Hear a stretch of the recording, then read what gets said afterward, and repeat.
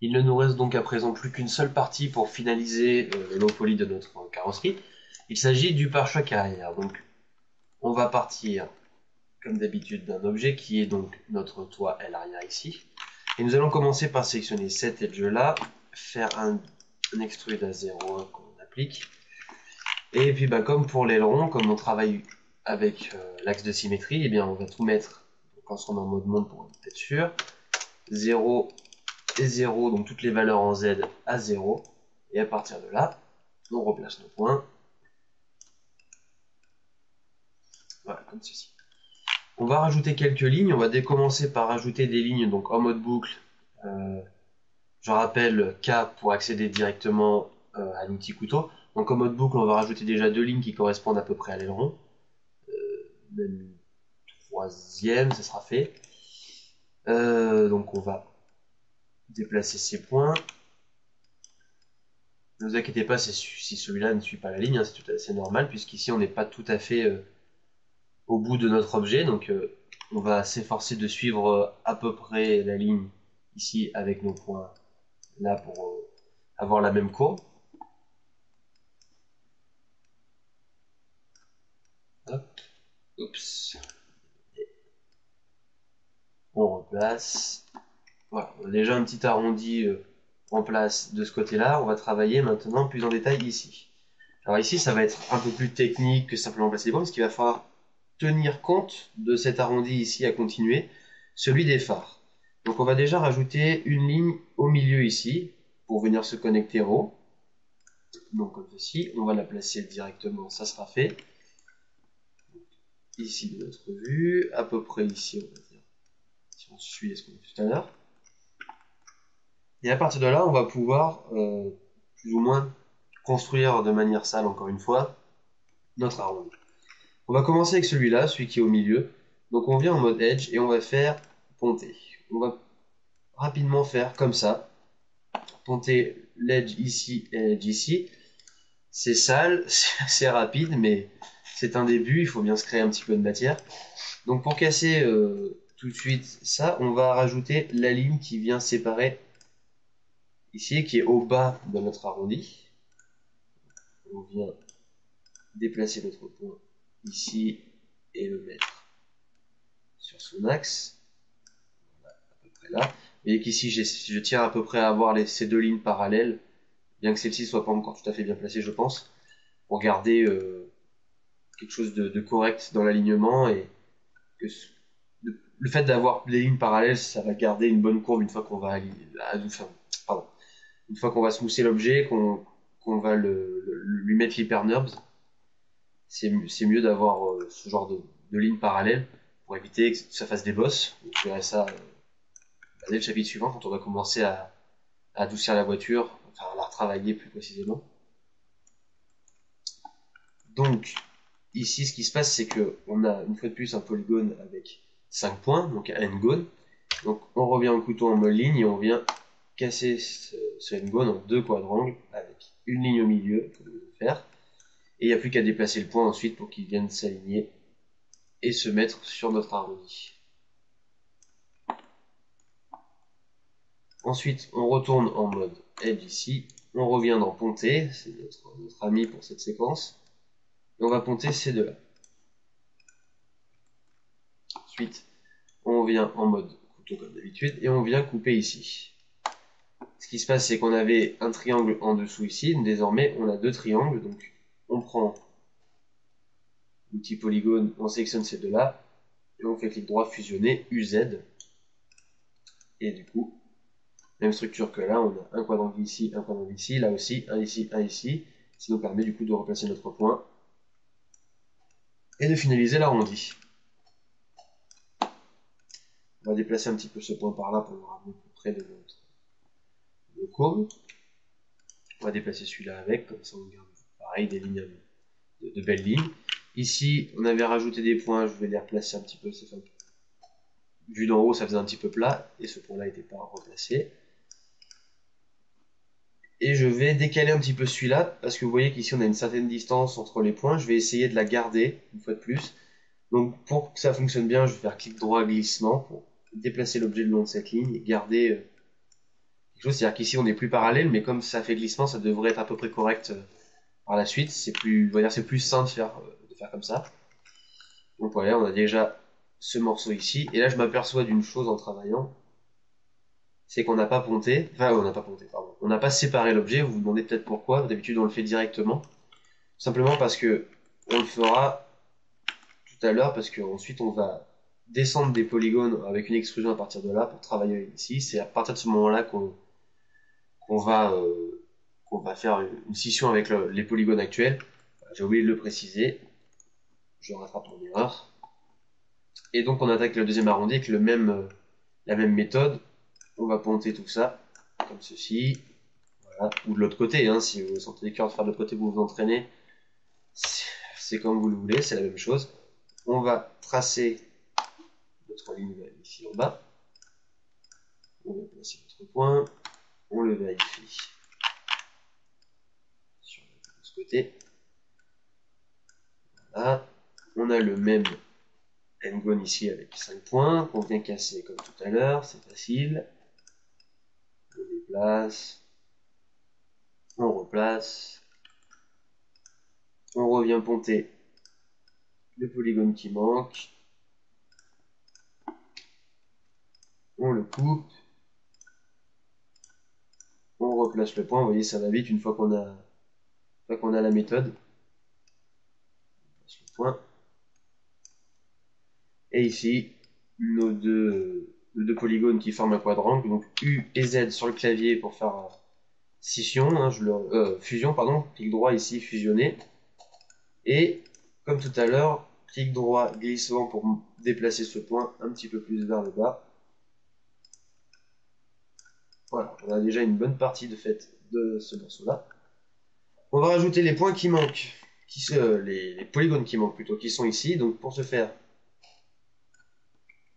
on fait une extrusion à 0,1 et on monte comme ceci. On vérifie que ce point-là est bien sur 0 et évidemment il n'y est pas. On le met bien, même si la valeur est infime. Hein. Je crois que je l'ai déjà dit, je ne sais plus. On vérifie bien toujours que ce soit sur 0, sinon ça ne marchera pas.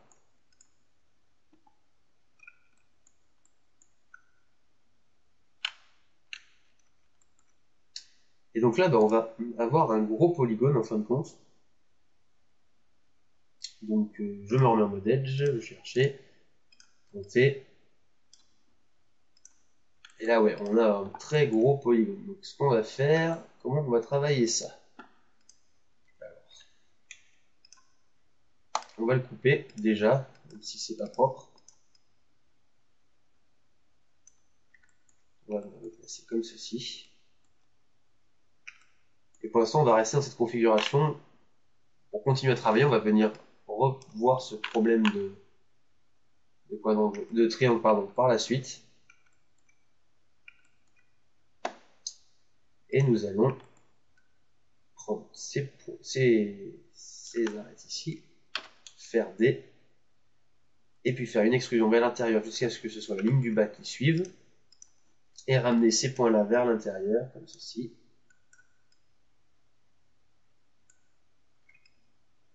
On les sélectionne, les points, et on va les placer un petit peu en arrière pour faire le renforcement. Celui-ci, on remet à 0. Et voilà. Donc on a toujours ce triangle. Et ce triangle, ce qu'on peut faire tout simplement, c'est faire K et venir couper une nouvelle ligne. On va la faire plutôt en vue 3D. Voilà. On prend ce point-là. On le ramène sur sa ligne. Bon, du coup, on n'est plus tout à fait sur le plan, mais on va s'arranger tout de suite pour faire ça. On sélectionne ces points-là, UZ pour les fusionner, et voilà. Maintenant, pour rematcher la ligne, eh bien, on fait clic droit, glissement, et on va déplacer... Ah, oui, c'est vrai. On déplacera après, parce que là, évidemment, ce qui se passe, c'est que nos points ici sont connectés, c'est le même point. Il faut que ce soit deux différents, on le fera une fois qu'on aura déconnecté l'objet. Donc, on va replacer un petit peu par là pour l'arrondi. Et à partir de là, eh bien, on va pouvoir prendre tous nos edges ici en bas. Faire des extrude 0,1 comme d'habitude. On va tout en bas, on fait un 0 en Y pour mettre une bonne taille. Et du coup, on a toute notre matière disponible pour travailler le pare-choc. Donc on va sélectionner nos polygones qui correspondent au pare-choc qui sont ceux-ci. Clic droit, scission. Ici, on renomme pare-choc arrière, pare-choc arrière. L'entoile et l'arrière, on supprime. On fait les points. Mode point, CTRL A pour sélectionner tout. Clic droit, optimiser. On va nous supprimer les points qui ne nous servent à rien. Et du coup, on a notre pare-choc dans un objet séparé. Du coup, si je me mets en mode glissement, je peux venir intervenir ici. Voilà. Donc là, on manque un petit peu de définition sur l'arrondi. On verra ça quand on lissera la partie arrière de ce pare-choc. Et maintenant, on va commencer tout de suite à travailler le pare-choc en lui-même. Donc pour commencer, on va créer quelques lignes en mode boucle. Ici. Et ici. Ouais, bien, on va reprendre tous nos points et se remettre un Y à 0 pour remettre bien tout à plat. Et on va déjà placer nos points qui sont ici, ces rangées-là, pour suivre un petit peu mieux la topographie. Donc, on vient replacer surtout ceux qui sont là, voilà, près de l'arche. On va se placer là plus tard. Celui-là, il doit venir se placer ici au bord pour pouvoir ensuite créer cette forme. Du coup, ces points-là suivent à peu près. Et bien le dernier, à peu près comme ceci. On peut venir d'ores et déjà replacer ces points-là qui sont juste à reculer comme ceci. On ne s'occupe pas trop de ceux d'en bas pour le moment. On peut aussi venir prendre à peu près ceux qui nous manquent, qui sont là, les reculer comme il faut. On va dire qu'on va prendre jusque là. Et ce qu'on va faire, plutôt que de déplacer en arrière, juste comme ceci, on va prendre notre outil de taille et on va déplacer en arrière. Comme ça, ici, cette arête qui est là reste à peu près plate, alors que les autres, vous voyez, sont de plus en plus inclinés. Ça permet d'avoir quelque chose de plus propre. Pour cela, bon, on va simplement les reculer, puis encore un petit peu comme ceci. Puisque de toute façon, ça va être bien modifié, on va supprimer pas mal de polygones. Et c'est ce qu'on va faire. On va faire comme le pare-choc avant, c'est-à-dire qu'on va déjà commencer à creuser toutes nos ouvertures pour que ce soit plus simple par la suite. Donc on va y aller pour le moment au couteau ligne classique, donc ici, ensuite c'est là, ici, et ici. On prend notre petit polygone et on fait une grosse suppression de cette ouverture-là. Et on va pouvoir commencer à travailler celle-ci, vous voyez l'ouverture pour les pots. Donc on a une ouverture un petit peu similaire, comme ça on arrondit sur l'avant, donc celle-là elle se fait en plusieurs étapes. On va déjà couper, vous voyez, le haut, comme ceci, venir raccorder là par exemple. Barre d'espace pour revenir en mode section, je rappuie sur K pour revenir en mode ligne et je trace maintenant. La même chose en bas, espace pour revenir, j'ai oublié une ligne. En mode polygone, je peux du coup supprimer ces polygones-là. Et ce que je peux faire, c'est commencer à réparer un petit peu mes bêtises. Donc du coup, ici, ça donne que je relie cela, et pour le moment, j'ai un quadrangle. C'est déjà pas mal. Ici, j'ai ce point-là que je peux déplacer comme ceci pour le quadrangle également qui est là. Et là, ce que je peux faire, vous voyez que là, j'ai 3 points, ici 2, ça fait 5. Et bien, je vais passer en mode glissement. J'appuie sur CTRL avant de faire glisser. Je déplace ces points-là. Et du coup, j'ai un quadrangle ici, un quadrangle ici. Je vais même rajouter une ligne comme ceci pour plus de définition.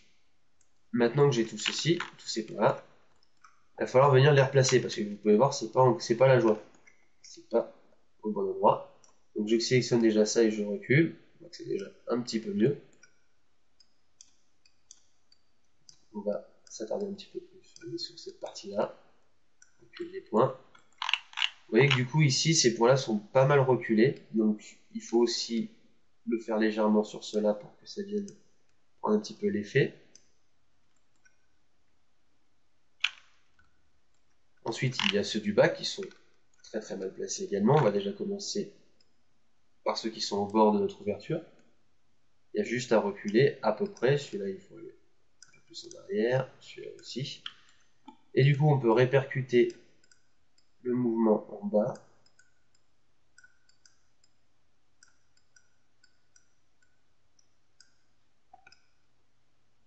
Ça manque totalement de précision hein, pour le moment, parce que ne peut pas vraiment regarder. Voilà, on voit un petit peu ces plats que ça devrait suffire. Là, par contre, on a un souci, c'est que en fait, ces points-là devraient être plus comme ceci. Si on l'arrondit, on peut le voir en haut, on voit que ça vient de là, donc on va le reculer encore un petit peu, voilà.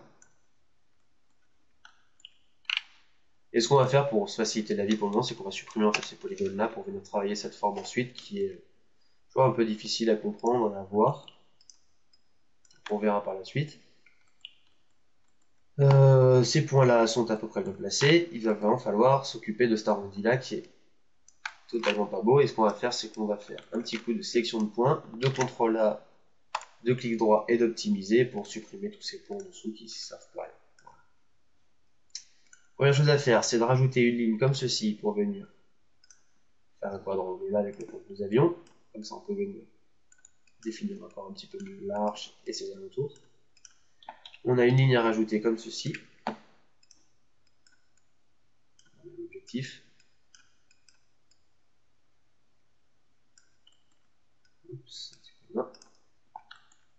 Et là, ce que l'on peut faire, c'est venir couper comme ça.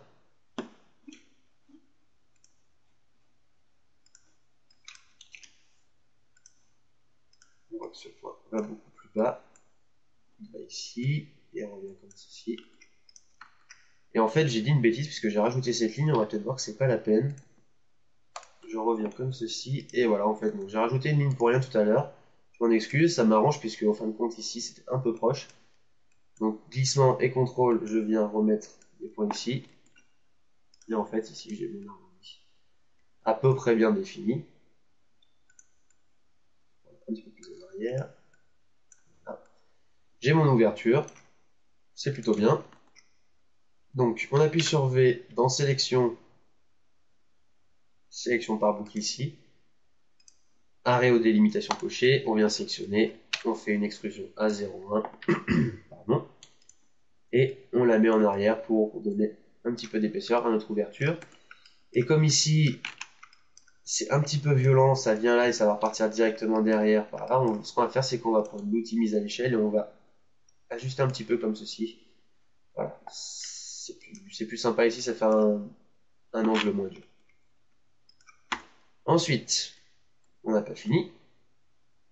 Il nous faut découper également cette forme-là et cette forme-là. On va déjà commencer par celle-ci. Donc, on découpe encore. Ah, ça n'a pas marché. On découpe rapidement. Ça n'a pas marché parce que j'ai une sélection activée. Je crois qu'on a déjà eu le problème. Donc, je clique maintenant pour la désélectionner. Je reviens sur mon couteau. Voilà. Ici, je vais venir casser.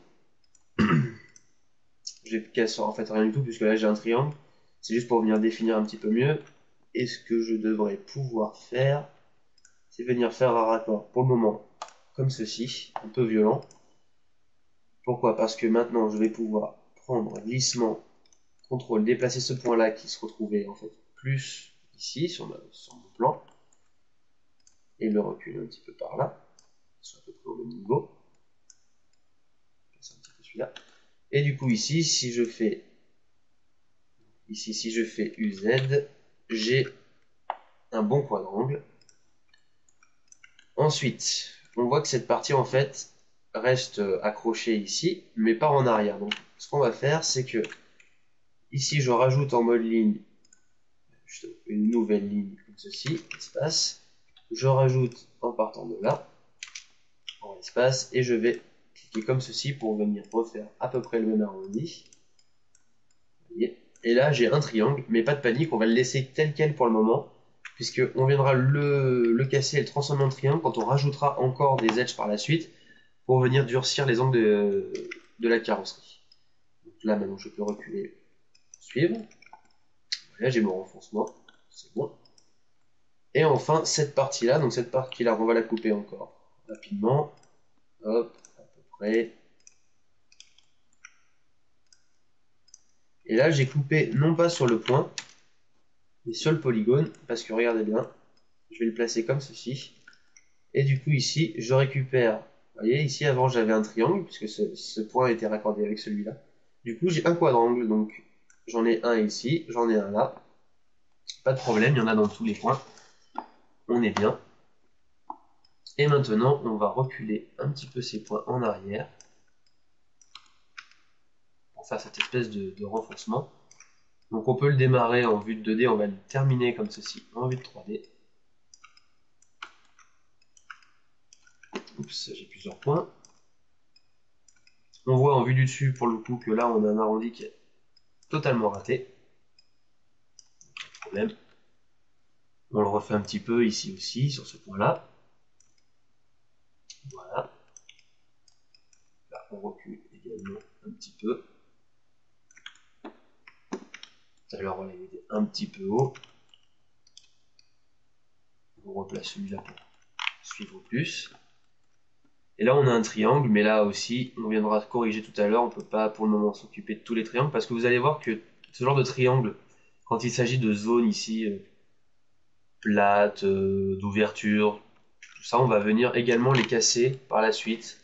Comme je l'ai dit, quand on rajoutera des edges pour venir durcir l'ensemble de la voiture, vous allez voir qu'on peut facilement casser ce genre d'edge, se retrouver avec des formes, ou alors modifier. Il est évident que le low poly qu'on a n'est pas exemple de défaut, je parle pour toute la voiture.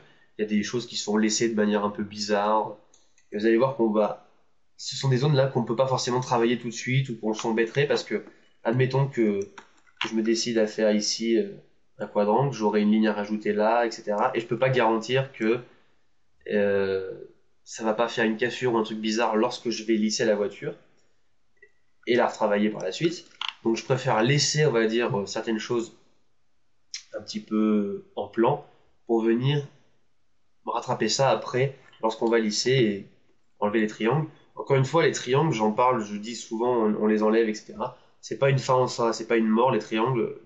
C'est très important en organique, lorsqu'on fait des personnages qui doivent être animés, ce genre de choses, de rester uniquement dans le quadrangle. Par contre, dans un objet qui est inanimé, donc comme une carrosserie, qui restera fixe, le triangle peut être un petit peu problématique et gêner un petit peu dans les réflexions, dans le rendu, mais ça peut rester infime quand on le place, on va dire avec parcimonie, dans des endroits vraiment précis. Donc on peut en avoir quelques-uns.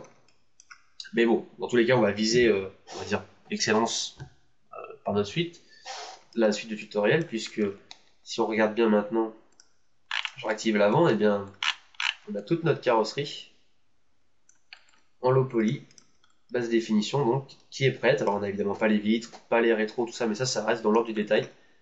Donc on va enfin pouvoir attaquer cette partie dont je vous parle depuis un petit moment déjà, qui est lisser la voiture. Donc ça va être pour un nouveau chapitre. On va reprendre nos pièces une par une, appliquer le NURBS, voir comment ça se passe. Et c'est là que ça va devenir vraiment joli, qu'on va avoir une belle carrosserie lissée. C'est vraiment la partie que je préfère. Donc on se retrouve pour la prochaine partie avec le NURBS, le lissage, tout ça. Donc comment préparer son maillage pour le capot en l'occurrence, pour que ce soit lissé et beau. Donc on se retrouve tout de suite pour attaquer ça.